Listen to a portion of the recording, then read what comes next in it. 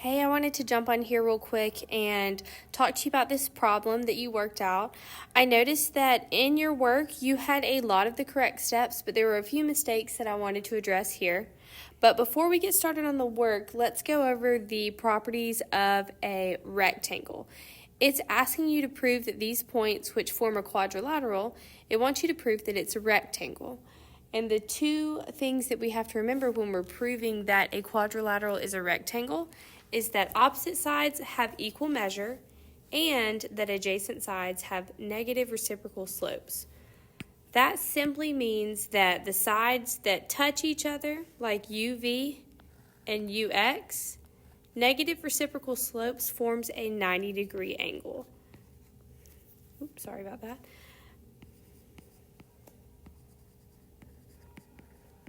So we want to prove that that's happening, and once we prove those two things, then we can say that this quadrilateral is indeed a rectangle. Moving down to look at your work, you did a really good job of plugging in your points into the distance formula. One thing that I would like for you to do in the future when you're doing the distance formula, this many times, is to label which one is which. So like this -1, 5, -1, -7, the first one, you're working on UV here. So I would write over to the side, the distance of UV equals blah, blah, blah. Next, the distance D of VW equals, just so I know what distance corresponds to what side. Moving on to the actual math part, something that I want you to see is although this is correct, you did not carry the square root symbol down through your entire process, and you immediately dropped those parentheses. So when you're doing this problem, the 1 minus 5 squared gives me -4. We haven't squared what's inside the parentheses, so we need to keep the parentheses there until we've completed the squaring problem or process.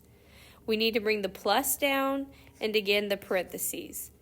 Now from this step 2 to step 3, you square that 4 to get 16. So that's the appropriate time to drop those parentheses.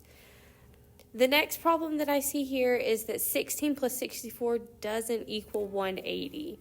You put 180 here and then got the correct answer, but 16 plus 64 should only be 80. So it should have equaled the square root of 80, which then equals 4 root 5. So again, it wasn't a big math error. It was just a simple calculation error in your process.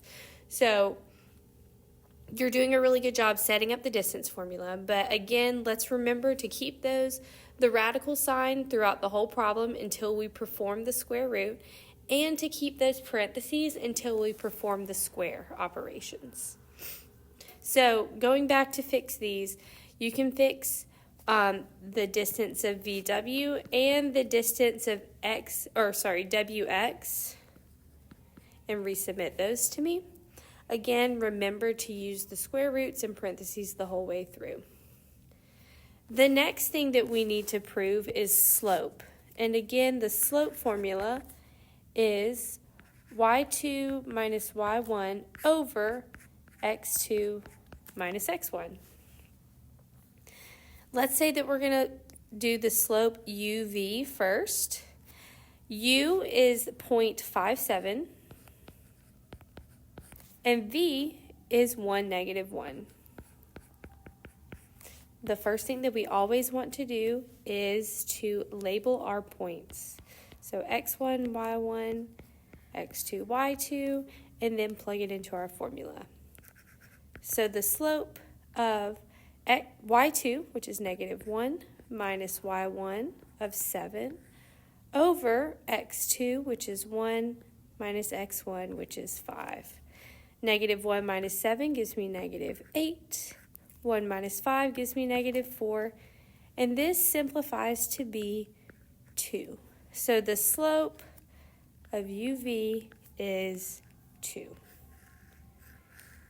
Again, to prove that it's negative reciprocals, we're going to have to do this to all sides. So I'll do one more side with you to see if that first set of adjacent sides have negative reciprocal slopes, and then you can complete the problem and submit it back to me.